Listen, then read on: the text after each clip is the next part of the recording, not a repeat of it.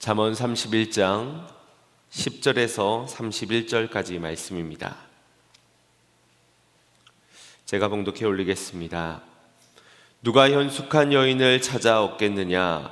그의 값은 진주보다 더하니라. 그런 자의 남편의 마음은 그를 믿나니 산업이 필절하지 아니하겠으며, 그런 자는 살아있는 동안에 그의 남편에게 선을 행하고 악을 행하지 아니하느니라. 그는 양털과 삼을 구하여 부지런히 손으로 일하며 상인의 배와 같아서 먼 데서 양식을 가져오며 밤이 새기 전에 일어나서 자기 집안 사람들에게 음식을 나누어 주며 요정들에게 일을 정하여 맡기며 밭을 살펴보고 사며 자기의 손으로 번 것을 가지고 포도원을 일구며 힘있게 허리를 묶으며 자기의 팔을 강하게 하며 자기의 장사가 잘 되는 줄을 깨닫고 밤에 등불을 끄지 아니하며 손으로 손뭉치를 들고 손가락으로 가락을 잡으며 그는 곤고한 자에게 손을 펴며 궁핍한 자를 위하여 손을 내밀며 자기 집 사람들은 다 홍색 옷을 입었으므로 눈이 와도 그는 자기 집 사람들을 위하여 염려하지 아니하며 그는 자기를 위하여 아름다운 이불을 지으며 세마포와 자색 옷을 입으며 그의 남편은 그 땅의 장로들과 함께 성문에 앉으며 사람들의 인정을 받으며 그는 배로 옷을 지어 팔며 띠를 만들어 상인들에게 맡기며 능력과 존귀로 옷을 삼고 후의를 웃으며 입을 열어 지혜를 베풀며 그의 혀로 인애의 법을 말하며 자기의 집안 일을 보살피고 게을리 얻은 양식을 먹지 아니하나니 그의 자식들은 일어나 감사하며 그의 남편은 칭찬하기를 덕행 있는 여자가 많으나 그대는 모든 여자보다 뛰어나다 하느니라. 고운 것도 거짓되고 아름다운 것도 헛되나 오직 여호와를 경외하는 여자는 칭찬을 받을 것이라. 그 손의 열매가 그에게로 돌아갈 것이요 그 행한 일로 말미암아 성문에서 칭찬을 받으리라. 아멘. 할렐루야. 한 해를 마무리하는 이 마지막 날에 하나님께 예배하는 성도님들을 환영하고 축복합니다. 한 해의 마무리를 주님의 말씀으로 승리하시고 풍성히 더하시는 은혜로 새날을 열어가시기를 주님의 이름으로 축복합니다. 모든 사람은 하나님의 은혜를 받으며 살아가고 있습니다. 물론 그것을 인정하지 않는 사람들도 있겠지만 하나님의 은혜가 없다면 우리 인간들은 잠깐도 살아갈 수 없었을 것입니다. 여러분 혹시 그런 상상을 해보신 적 있으십니까? 공기가 없다면, 물이 없다면, 지구가 태양과 조금만 가깝게 되었거나 달과 조금만 멀어지게 되었다면, 대기층이 얇아지거나 혹은 없어지게 되었다면 하는 상상 말입니다. 아마도 지구에는 아무 생명체도 살아갈 수 없게 되었을 것입니다. 우리가 원하든 원치 않든 하나님의 일반 은총 속에 모든 사람들은 하나님의 은혜를 받아 누리며 살아가고 있습니다. 그 가운데 특별히 저와 여러분들은 예수 그리스도를 통해 특별 은총을 허락받았습니다. 바로 예수 그리스도를 믿는 자들에게 구원의 선물을 주신 것입니다. 그 은혜가 후회가 남을 인생을 살아가고 때로는 회개할 일도 많은 우리이지만 여전히 주님의 특별한 은혜가 허락되어졌다는 것은 우리에게는 은혜 중에 은혜일 것인 줄로 믿습니다. 그러나 거기로 끝나서는 안 되지요.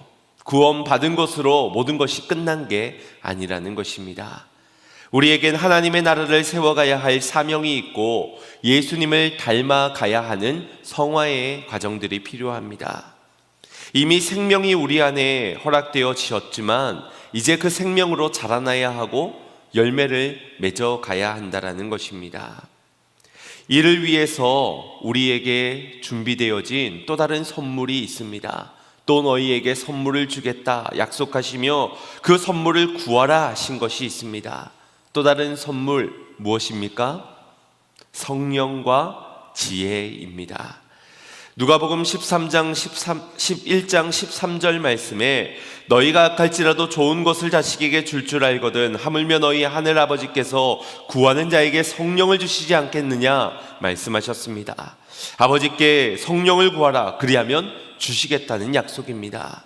또 에베소서 5장 18절에 술 취하지 말라 이는 방탕한 것이니 오직 성령으로 충만함을 받으라. 이 말씀 외에도 성령 세례를 받아야 함을, 물과 성령으로 거듭나야 함을, 성령이 임해야 증인이 될 수 있음을, 성령 안에서 기도하라고 여러 번 말씀하셨습니다. 또 솔로몬이 구했던 것처럼 지혜를 구하라고도 말씀하십니다. 야고보서 1장 5절 말씀 합독해 보겠습니다. 너희 중에 누구든지 지혜가 부족하거든 모든 사람에게 후히 주시고 꾸짖지 아니하시는 하나님께 구하라. 그리하면 주시리라. 아멘. 왜 후히 주십니까? 우리를 위해서 필요한 것이기 때문에 주님은 예비하신 그 선물을 주겠노라 약속하시는 겁니다. 잠언서에서도 여러 번 은을 구하는 것과 같이 지혜를 구하라고 말씀하셨지요. 한편으로는 주시겠다, 그리고 우리에게는 없어서는 안 된다, 필요하다라고 한다면 일반 은총처럼 모든 사람들에게 허락되어져서 강권적으로 주시면 되지 않겠는가 싶은 마음도 들 겁니다. 구하는 자에게 주시지 않겠느냐, 꾸짖지 않고 후히 주시겠다, 이 정도면 그냥 프리패스인데, 그런 정도면 그냥 일반 은총으로 다 주면 되지 않을까 하는 것입니다. 하지만 구하지 않는 자에게 준들 그것이 감사인지 축복인지 어떻게 알겠습니까? 무엇보다도 하나님께서 우리를 위해 예비하신 그 선물이 주는 의미와 목적을 놓친 자에게 선물이 온들 그것은 무의미하기 때문입니다. 하나님의 영광을 위해 살아가야 하는 저와 여러분들이 예수 그리스도를 닮아 자라나야 하는 사명이 주어졌는데, 이것들은 다 놓친 채 성령과 지혜가 주어지게 된다면 그저 자신의 영광을 위해 사용하려 하지 않겠습니까? 그래서 잠언서를 통해서도 지혜를 얻어서 그 지혜를 통해 어떤 목적을 가지고 어떤 자세를 가지고 살아가야 하는지를 계속해서 설명해 주고 있는 것입니다. 단순히 지혜를 얻는 것이 목적이 되어서는 안 된다라는 것입니다. 성경에서 말하는 지혜는 하나님의 백성답게 살아가는 방법을 알게 된 것을 내 삶에서 행하게 되는 능력을 우리는 지혜라고 말합니다. 능력을 얻는 것이 중요한 것이 아니라 하나님의 백성답게 살아가는 것이 중요한 것이지요. 그래서 이 두 선물의 특징 중 하나는 얻는 것으로 끝나서는 안 된다라는 것입니다. 선물을 주신 목적을 이해하고 그 목적대로 사용해 가야 한다. 그렇지 않게 되었을 때에는 이 성령과 지혜는 다 사라져 버리고 말게 됩니다. 신명기 4장에서는 하나님은 소멸하는 불이라 라고 말씀하셨지요. 또 데살로니가전서 5장 19절에선 성령을 소멸하지 말라라고도 말씀하셨습니다. 우리가 하나님의 영광을 위해서 살아가야 하는데 성령을 따르지 않고 육체의 소욕을 따라가게 되면 성령은 탄식할 것입니다. 그리고 그 탄식이 계속되어지는데도 무시한다면, 돌이키지 않는다면 결국 소멸하게 된다 말씀하시는 겁니다. 지혜도 마찬가지입니다. 잠언 4장 6절 말씀에서는 지혜를 버리지 말라 말씀하셨고 그를 사랑하라 말씀하셨습니다. 그래야만 지혜가 계속 내 안에 머무를 수 있기 때문입니다. 솔로몬의 삶을 보십시오. 그에도 하나님께서 그에게 지혜를 선물로 주셨지만 그는 그 지혜를 끝까지 붙들지 못하였습니다. 지혜가 사라져 결국 헛된 것을 쫓으며 살아가다가 훗날 후회가 남는 인생으로 고백을 하지 않습니까? 여호와를 경외하는 것이 지식의 근본이다, 지혜의 근본이라 하셨습니다. 또 성령의 인도를 받아 성령의 열매를 맺는 것으로야만 하나님을 기쁘시게 할 수 있다 말씀하셨습니다. 지혜를 통해, 성령을 통해 우리가 어떤 삶을 살아가야 하는지를 분명히 말씀해 주셨다라는 것입니다. 그럼에도 불구하고 하나님을 경외하지 않고 살아가면서 어찌 지혜를 사모한다 말할 수 있겠으며, 하나님의 기쁘심을 위해서 열매 맺는 삶을 추구하지 않으면서 어찌 성령을 기다린다 할 수 있겠습니까? 막연히 좋은 선물이라고 하니까 주세요, 더 주세요, 많이 주세요. 그런다고 주시겠습니까? 오직 하나님의 영광을 위해서 지혜를 의지하는 자에게, 성령께 나를 맡기는 자에게 더하여 주시는 것입니다.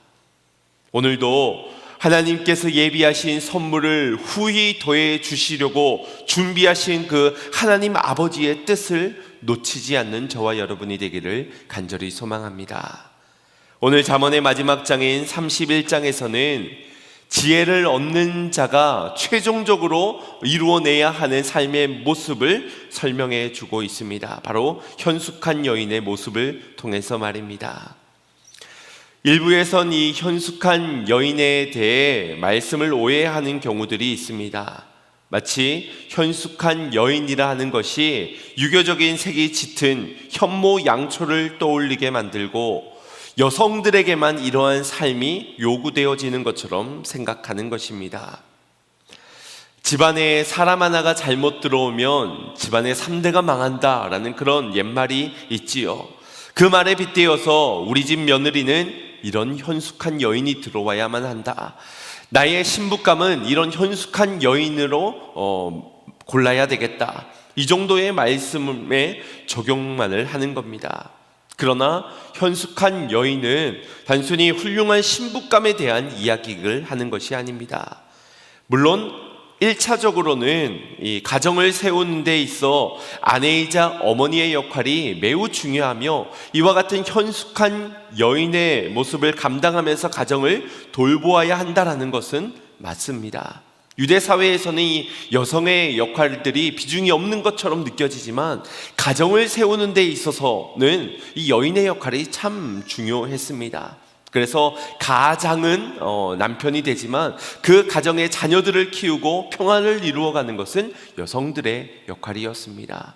그래서 유대인들에서 어떤 여인을, 이방 여인을 데려오느냐 아니면 믿음의 여인을 데려오느냐에 따라서 그 가정은 하나님이 기뻐하지 않는 가정이 되기도 하고 하나님이 기뻐하시는 가정으로 세워지기도 한다라고 하였지요.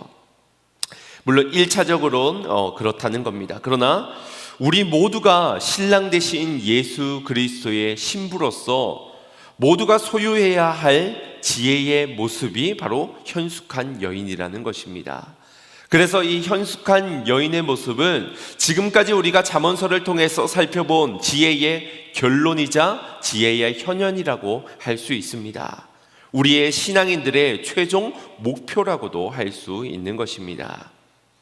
특별히 오늘 본문인 10절부터 31절까지의 말씀은 아크로스틱 시입니다. 이 답관체라고도 불려지는데 시의 첫 글자를 알파벳 순서대로, 영어로는 A, B, C처럼 히브리어의 첫 글자의 알파벳에 따라서 운율을 맞춘 시라는 겁니다. 우리나라로 보면 한글의 가나 다라 이런 순서대로 가정이 살면 나라가 산다. 다 같이 모여 앉은 식탁에서 라면만 덜러덩 올라온다 할지라도 마음만은 풍요롭고 즐겁고 기쁨이 넘쳐나는 그런 가정이 됩시다. 이런 식으로 히브리어 22개의 자음의 알파벳을 사용하여서 하나하나를 쓴 시가 바로 오늘의 본문이라는 겁니다. 시편에도 이런 시가 있지요. 이렇게 사용하는 이유가 있습니다. 그것은 많은 사람들에게 더 많이 불려지게 하고 또 암송하게 하기 위한 목적을 가지고 있습니다. 그만큼 중요한 내용이라는 것이지요. 왜냐? 우리의 인생의 모습이 이와 같아져야 하기 때문입니다. 우리의 인생의 목적과 자세, 방향 모든 것들이 여기와 맞춰져야 하기 때문입니다. 지혜를 의인화한 현숙한 여인의 모습을 통해 주님이 칭찬하실 모습, 신랑이 아름답게 볼 모습, 남편이 존귀함을 얻게 될 아내의 모습, 이런 모습들을 우리에게 전해주기 위함이라는 것입니다. 먼저 현숙한 여인의 모습을 전해주고 있는 이는 바로 르무엘 왕의 어머니라는 사람입니다. 31장 1절에 보면 르무엘 왕의 어머니가 그 왕에게 전하는 훈계의 잠언이라고 밝히고 있습니다. 이것이 이 시편 마지막 장인 31장에서 밝혀지고 있는데, 이 잠언의 첫 시작은 어떠했습니까? 1장 1절을 보면은 이 다윗의 아들 이스라엘 왕 솔로몬의 잠언이다 라고 하였습니다. 그러니 솔로몬의 잠언으로 시작하여서 르무엘 왕의 어머니가 훈계하는 잠언이다 라고 하면서 이 잠언을 마치고 있는 것이지요. 그렇다면 이 르무엘이 누구일까요?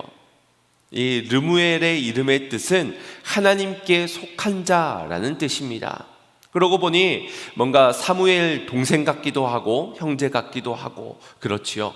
성경에서는 이 르무엘의 이름을 여기 말고서는 찾아볼 수가 없습니다. 그래서 이 북이스라엘이나 남유다에서 이 왕의 이름이 등장한 일이 없습니다. 그러니 이스라엘의 역대 왕이라고도 할 수 없는 것입니다. 그래서 여러 학자들의 의견이 분분한데, 그 중에 한 의견이 바로 르무엘은 솔로몬의 또 다른 이름일 것이다 라고 추정하는 것입니다.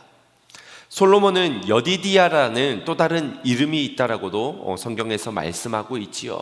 그래서 그의 또 다른 이름이 바로 르무엘일 것이다. 솔로몬의 잠언, 그리고 어머니가 그의 이름을 부를 때 르무엘, 너는 하나님께 속한 자야 라는 그 어머니의 훈계로 말씀을 마친다 라고 보는 해석입니다.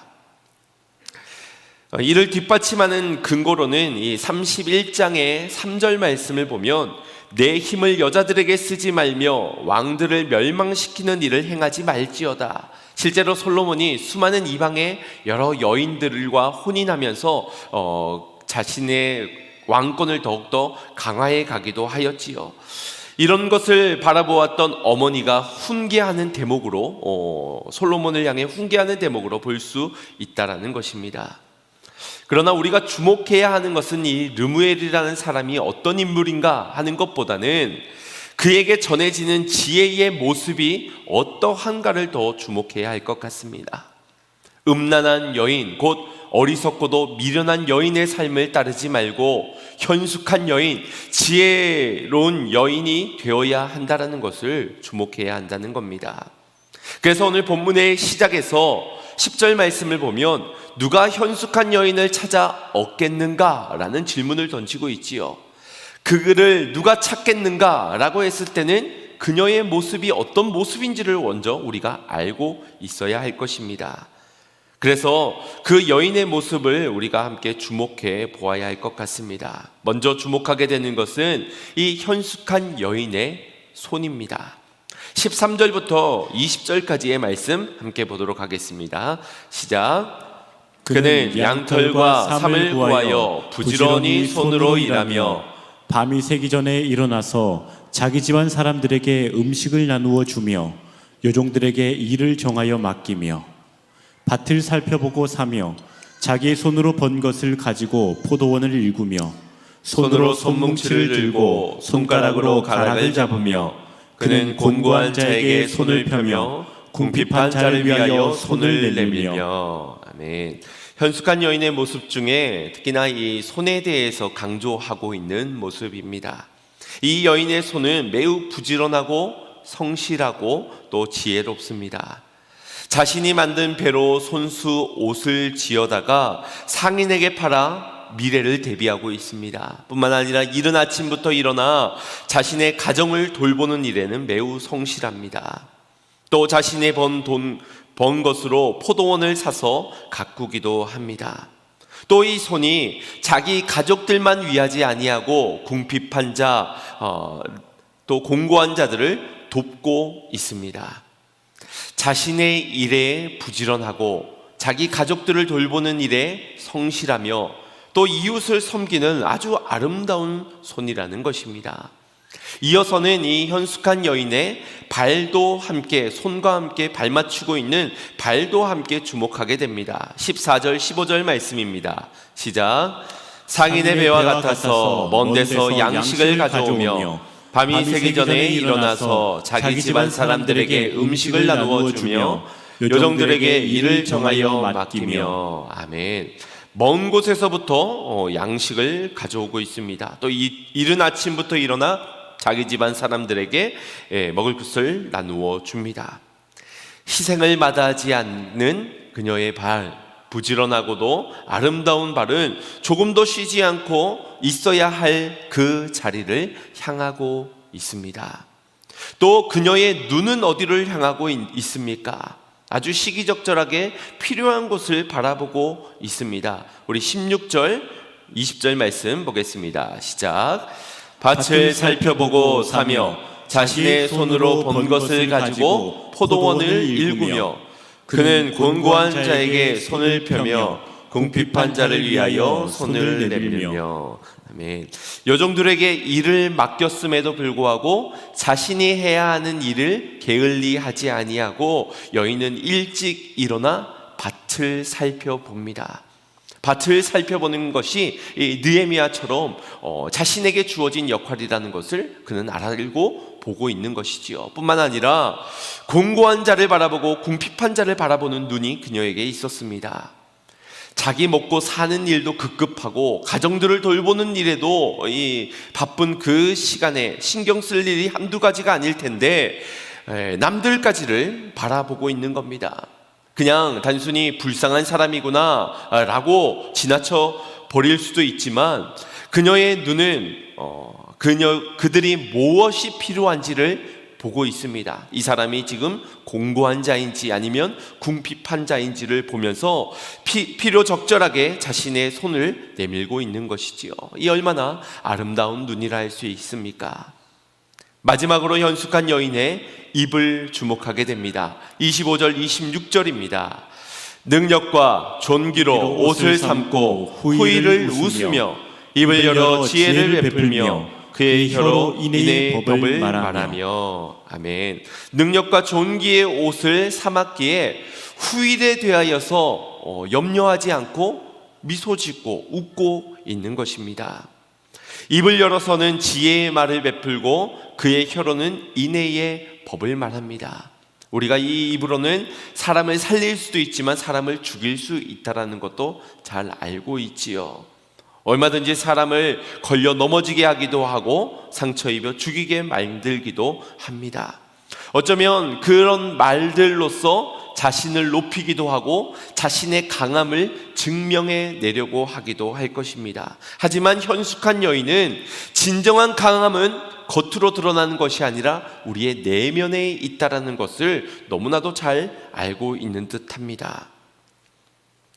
우리말로는 현숙한 여인이라고 번역되어진 이 현숙함이라는 것은 히브리어로 하일이라는 단어인데 이 단어의 뜻은 강한, 유능한 이라는 뜻을 가지고 있습니다. 그러니 신체적으로나 내면적으로 강한 군사에게 허락되어진 이 강한 여인이다, 유능한 여인이다 라는 뜻을 우리 동양적으로 표현해서 이게 현숙한 여인이다 라고 표현이 된 것입니다. 현숙한 여인은 그 내면이 강함으로 온유합니다. 평온합니다. 어떤 환경과 상황에서도 평안을 잃어버리지 않습니다. 그 평화를 가지고 이 가정의 평화를 지켜가는 것이지요. 그래서 12절에 그런 자가 살아있는 동안에 그의 남편에게 선을 행하고 악을 행하지 아니하느니라 라고 하였습니다. 남편에게 선을 행한다는 것은 남편으로 기뻐한다, 남편을 기쁘게 한다 라는 그런 뜻이고, 남편에게 악을 행하지 않는다라는 것은 멸시하지 않고 남편을 조롱하지 않는다 라는 뜻을 가지고 있습니다. 그 말에는 남편을 나의 수단으로 삼지 않고 목적으로 삼는다라는 그런 의미를 갖고 있는 것입니다. 나를 아름답게 치장해 줄 남편, 나를 행복하게 만들어 줄 남편, 나를 위해 수단으로 삼은 남편으로가 아니라 남편이 목적이 되고 남편을 기쁘게 하기 위해 살아가는 여인, 곧 신랑 되신 예수 그리스도의 영광을 위하여, 그분의 기쁨을 위하여 살아가는 우리의 인생의 목적을 말해주고 있는 것입니다. 그러한 여인의 인생은 진주보다 값지다라고 하였지요. 또 그런 삶을 통해 신랑 되신 주님은 높임을 받게 됩니다. 23절 말씀 합독합니다. 그의 남편은 그 땅의 장로들과 함께 성문에 앉으며 사람들의 인정을 받으며. 아멘. 그냥으로 보면 여자는 부지런히 성실히 희생하면서 일을 하는데 남편은 장로들과 함께 앉아서 쉬고 놀고만 있는 것처럼 보여집니다. 억울할 법도 하고 분통할 법도 하지요. 그러나 이것은 지금 남편이 목적이 되어서 살아가는 신부로서의 모습을 보여주는 겁니다. 여인의 아름다운 손과 발, 눈과 입을 통하여서 온전히 섬긴 결과가 바로 신랑 되신 우리 주님이 영광을 받으신다, 높임을 받으신다. 그리고 그 기쁨이 우리의 인생 가운데서는 가장 사모해야 할 가장 큰 기쁨이다라는 것입니다. 이 기쁨을 아는 저와 여러분이 되기를 간절히 소망합니다. 이를 위하여 잊지 말아야 하는 것은 가족을 섬기고 또 이웃을 섬기는 것만이 아니라 자기 자신도 섬길 줄 알아야 한다는 것입니다. 자기를 섬기는 것은 깨어 있어야 한다는 것이고 자신을 지켜야 한다는 것이고 또 자신을 관리할 수 있어야 한다는 것입니다. 우리의 몸과 마음을 말입니다. 17절 18절 말씀 합독하겠습니다. 시작. 힘있게 허리를 묶으며 자기 팔을 강하게 하며 자기의 장사가 잘 되는 줄을 깨닫고 밤에 등불을 끄지 아니하며. 아멘.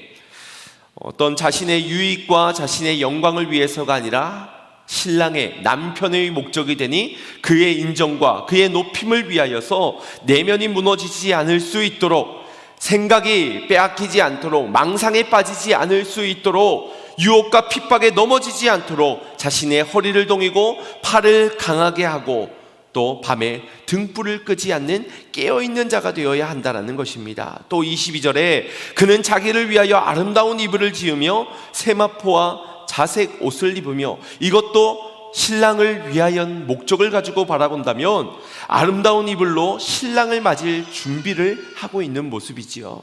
또 세마포와 자색 옷을 입어 그 신랑에 걸맞게 된 자신의 신분에 걸맞게 거룩하고도 정결한 삶을 사는 모습을 보여주고 있는 겁니다. 그렇게 자신을 관리해 가야 한다. 여러분 어떻습니까? 현숙한 여인의 모습, 어떤 면에서는 이미 그런 삶은 불가능해 라고 단념하는 분도 벌써부터 계시진 않을까 생각이 되어집니다.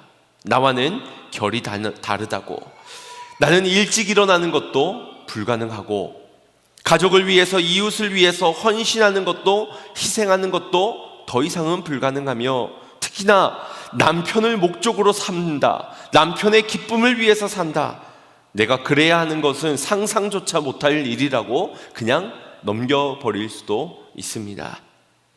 하나하나 기억하기도 힘들지요. 22개의 알파벳으로 기억하고 암송하고 내 삶에서 실현되라고 하였지만 이걸 언제 다 암송하고 있어? 언제 내 손과 발이, 눈과 입이 이렇게 현숙한 여인이 될 수 있겠어? 나 하나를 위해서도 이렇게나 바쁜데. 되면 좋겠지만 힘들다라는 불가능의 생각도 가지는 겁니다. 그래서 성경이 말하는 겁니다. 성령을 받으라. 그래서 지혜를 주노니 지혜를 받으라 라고 말씀하시는 것입니다.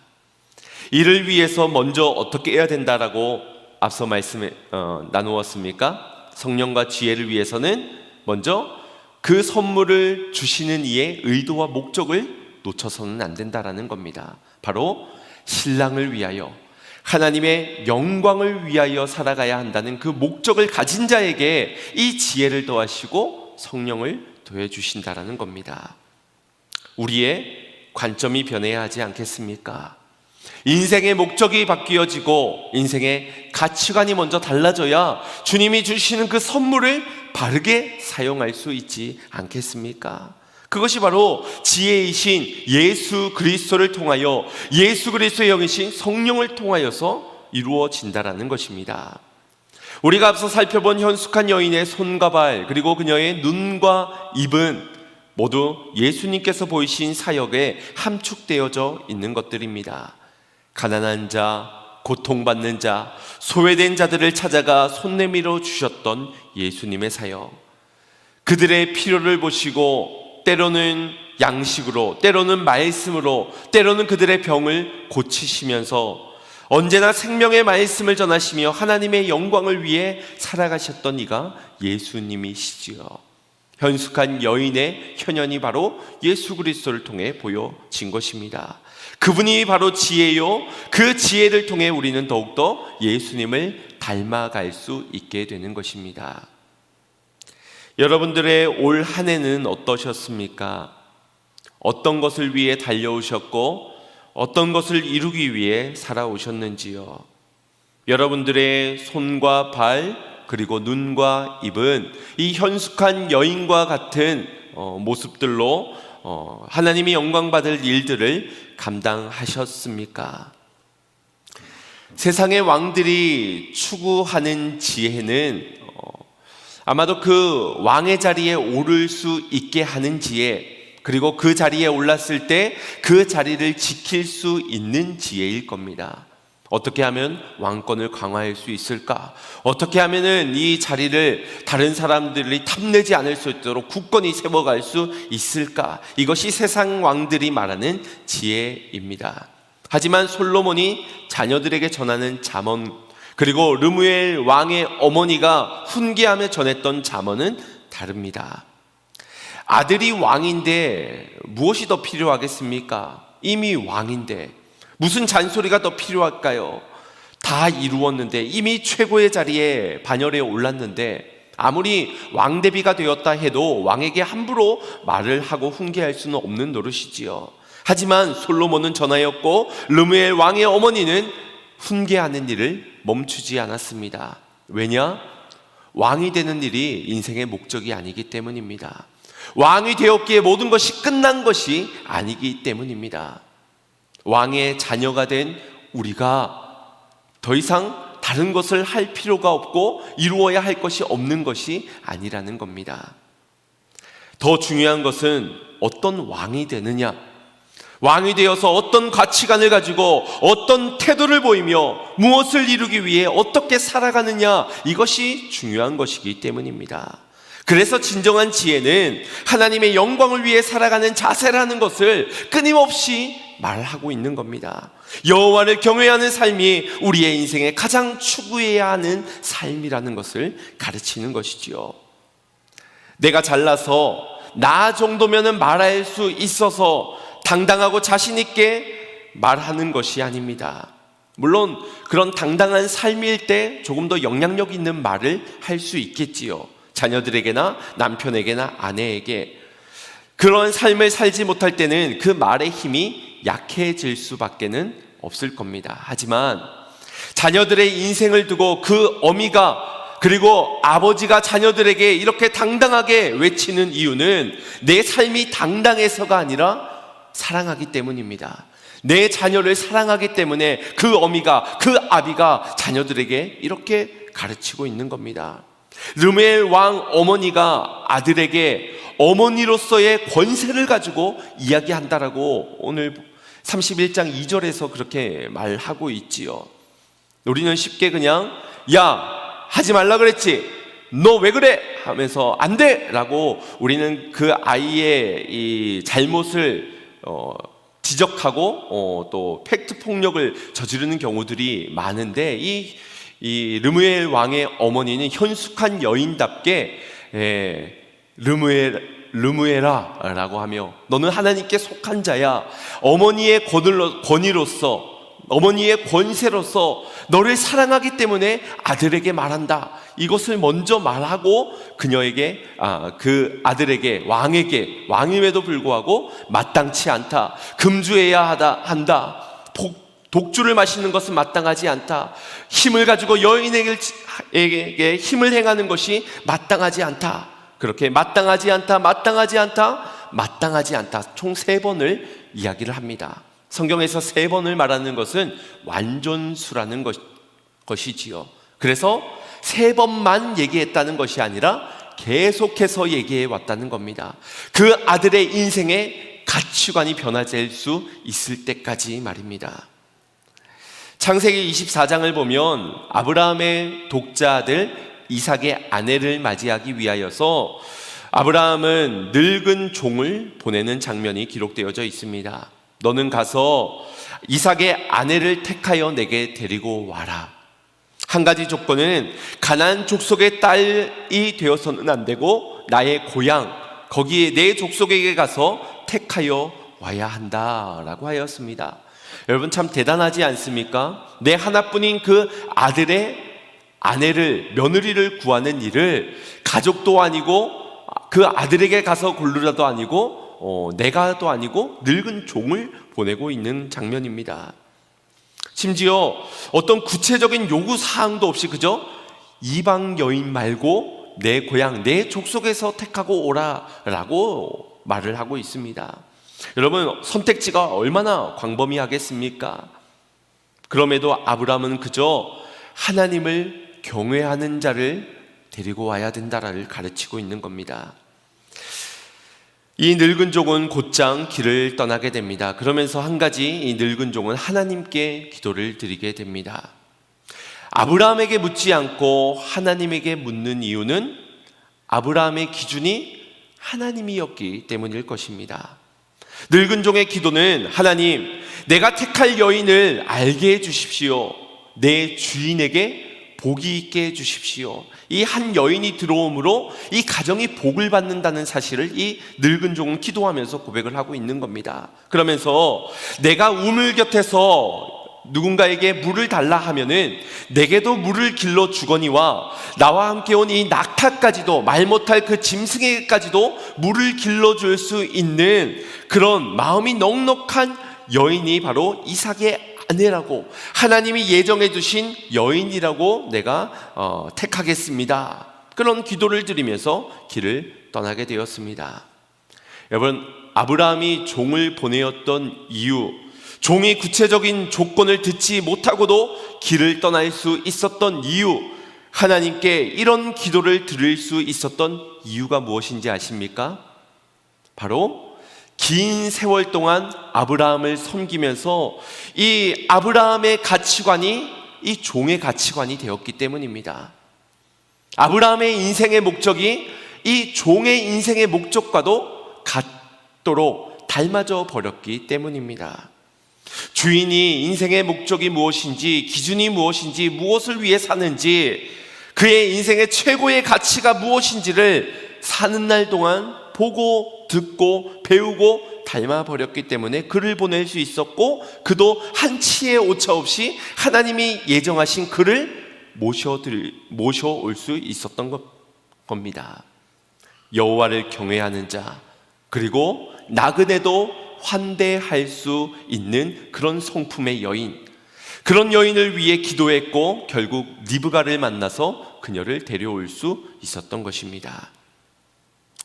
제가 오늘 인터넷 커뮤니티 사이트에서 올라온 기사를 보니까 어떤 여성분인 것 같아요. 그분이 결혼을 앞두고 있는데 그 남편의 가정 때문에, 시부모님이 될 그들 때문에 결혼을 파경해야 되겠다라는 그런 사연이 소개가 되었습니다. 이유는 종교 때문이었습니다. 자신이 결혼하려는 그 남자는 교회를 다니지 않는데 그 아버지는 서울의 큰 교회의 은퇴 목사님이라고 합니다.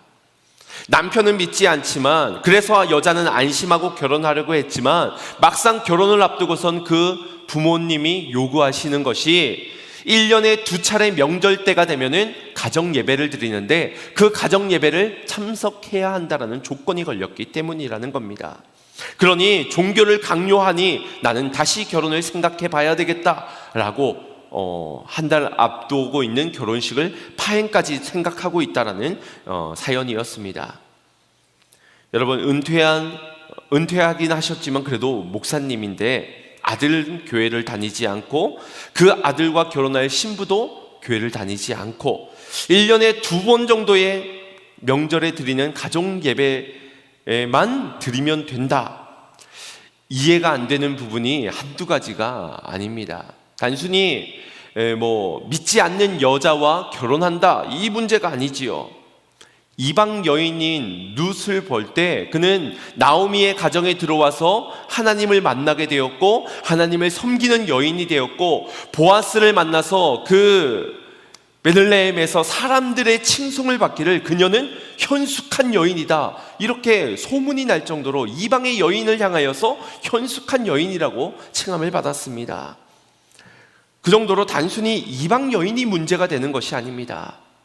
어떤 인생의 가치관을 가지고 살아가고 있는가, 그리고 인생의 목적을 어디에 두고 살아가고 있는가, 이것이 중요하다는 겁니다. 르무엘 왕의 어머니는 그렇게 사는 것이 마땅하지 않다, 마땅하지 않다, 마땅하지 않다 이야기를 했다고 했지요. 계속해서 가치관을 가르치고 있는 겁니다. 한두 번 가지고는 이 인생의 가치관, 인생의 목적을 세울 수 없기 때문에 쌓이고 쌓여야 한다는 겁니다. 나중에 자녀가 어떤 남편감을, 어떤 아내감을 데리고 왔는데 그때 돼서야 어디서 저런 사람을 데려왔어, 내 눈에 흙이 들어오기 전까지 난 절대 안 돼, 그때 돼서 반대하면 그냥 자식과 원수지겠다는 것밖에는 될 수가 없습니다. 그 전에 가르쳐야 한다는 것이지요. 가치관부터, 인생이 어떤 가치관을 가지고 어떤 목적과 기준, 관점을 가지고 살아가야 하는지를 그 전부터 쌓여갈 수 있도록 내 삶을 통해 들어 보여주고, 내 말을 통해서 들려주고, 내 손과 발, 내 눈과 입이 향하는 그 방향을 계속해서 전해줄 수 있어야 한다는 것입니다. 그러니 먼저 나의 인생의 목적, 삶의 가치관부터 점검해 봐야 하지 않겠습니까?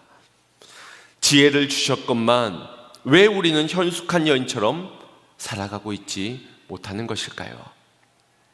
우리의 손과 발, 눈과 입이 영원한 곳을 향하고 있지 못하기 때문입니다.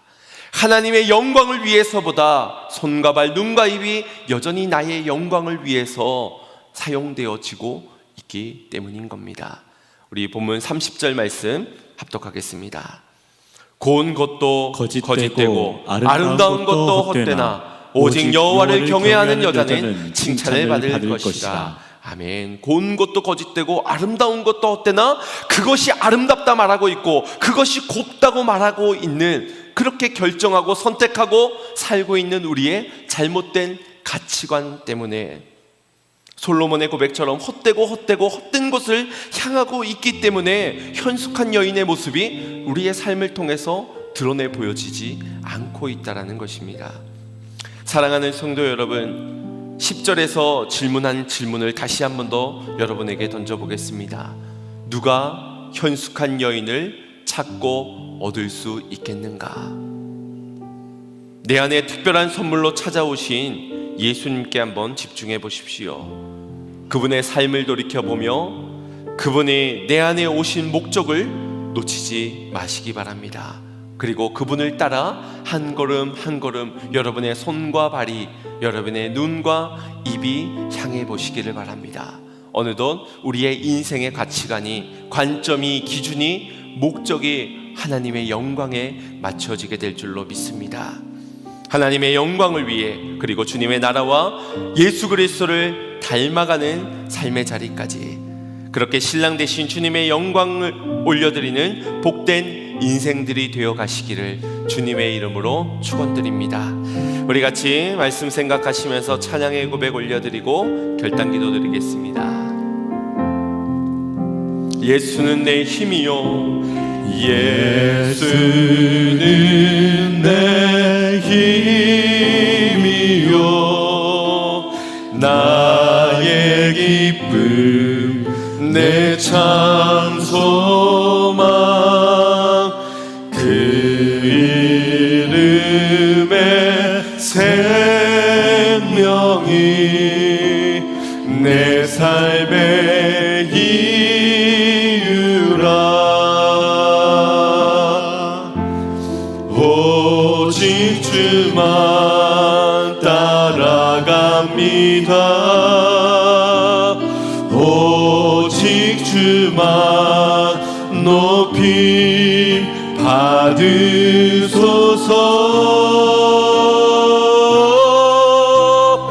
내 평생에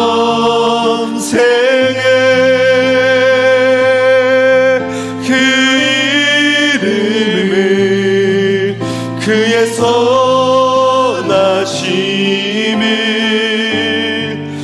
내 삶에 노래합니다.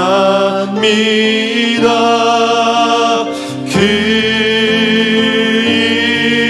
이름에 그 신능력 영원한 생명이 내 삶의 이유라. 아멘. 내가 사나 죽으나 내가 사나 죽으나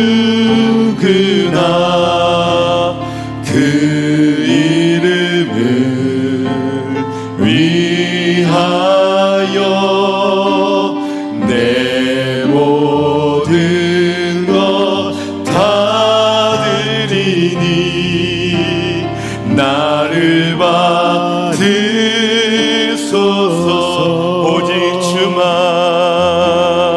오직 주만 따라갑니다.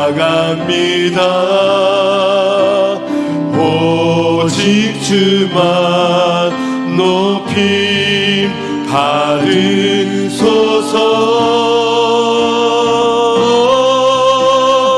내 평생에